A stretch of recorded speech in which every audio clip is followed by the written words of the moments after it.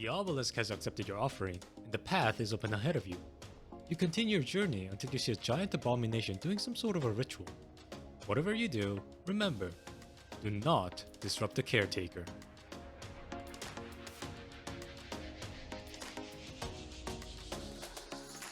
The Caretaker is the second encounter of the Valve the Disciple raid. Unlike the tooltip that will tell you to not disrupt the Caretaker, we want to do the exact opposite. Disrupt the Caretaker until it dies. Before we start the encounter, divide the team into 3 teams of 2 people: the runner, the stunner, and the ad clear. Let's look at the role of the runner first. As a runner, your job is to collect the glyphs then offer them to the obelisk. There will be an obelisk that also existed in the first encounter. When the encounter starts, the obelisk will be filled out with 9 symbols. Behind the obelisk, there's going to be a door with switches on each side. Shooting the switch will start the encounter as well as opening the door. The door will close after some time, so you will need to have someone open the door for you if you get locked in the room. Have one runner to go inside the room. The room inside will contain 9 glyphs in total. There is no such thing as correct glyphs for this encounter.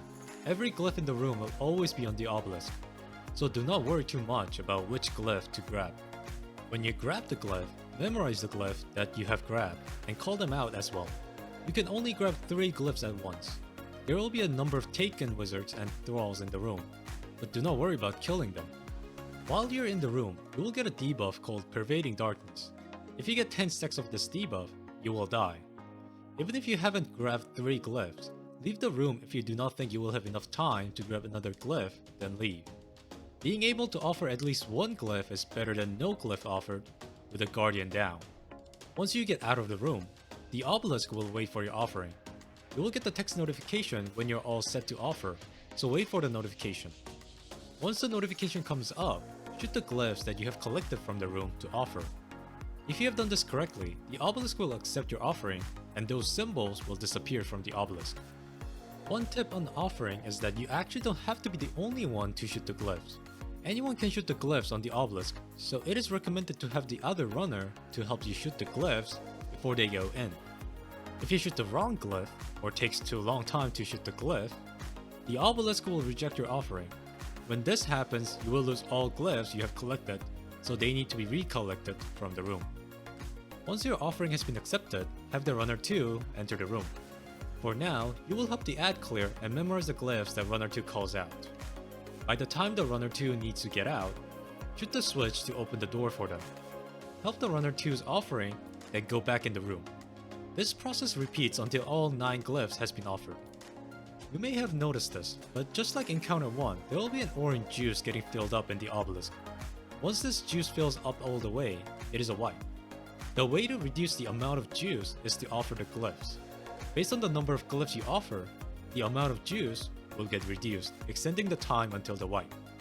If the obelisk rejects your offering, you get more juice, so be quick if it ever rejects. While the runner team is doing that, the stunner team will stun the boss. When the encounter starts, the Caretaker will teleport to the floor that you're on. They will start approaching the obelisk, and once they do, it is a wipe. Your job is to keep the Caretaker busy to buy time for the runner team to finish the offering. Approach the Caretaker and they will do the slam on the ground. Once they start their animation, their head will start glowing. Shoot their head to start the stun. After the head has been shot, the coffin on their back will open. Inside of this coffin needs to be shot in order to stun the Caretaker. Once the coffin is shot, the Caretaker will kneel on the ground for some time, then start walking again. When they recovers, bait the slam again and repeat this process until the offering has been completed. While the Caretaker is not stunned, they will continuously attack you, so be mindful on your health. They will also spawn darkness fish-like things from their coffin. Those fishes will activate and explode near Guardian after some time, so shoot them while the Caretaker is stunned. If you're an ad clear person, your job is to clear ads. Yeah, that's pretty much it, you clear ads. But you never know when the other team will need an emergency help, so be ready to jump in to help. Also, shoot the darkness fishes while you have a breathing room. After the runner team finishes their offering, a text notification will pop up to let you know that DPS is about to start. Once this notification shows up, the Caretaker will no longer do any slams. meaning that you will not be able to stun them any longer. There is going to be 3 plates near the obelisk. While having the obelisk on your back, the callouts for the plates are left, middle, and right. During the DPS phase, one of those plates will glow, and you need to stand on it to deal damage to the Caretaker. Which plate starts to glow first depends on the direction that Caretaker chooses to take to their way to the obelisk. If they came from the left direction, left plate will activate first, and vice versa. Hit the Caretaker where it hurts while standing on the plate. After some time, the text notification will show up to notify you that the plate you're on is about to get deactivated. Move up to the next activated plate, then continue doing the damage.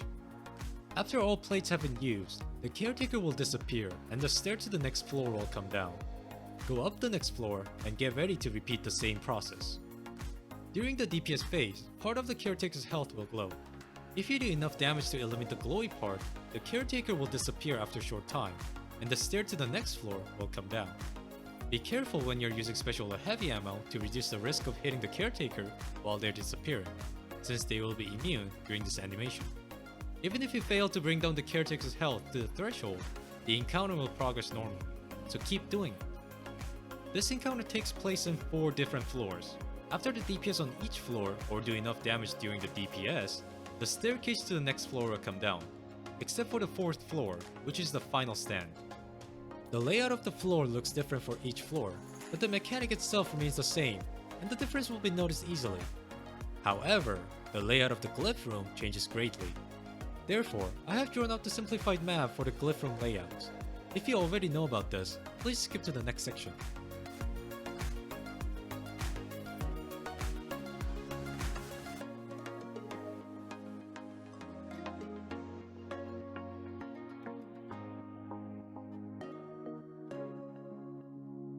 The links to those maps are in the description section of this video if needed. Repeat this process until you have completed the 3rd floor. After the 3rd floor, another stair will come down, but this time, the Caretaker will be in the final stand. There is no obelisk, but there are 3 plates in a straight line.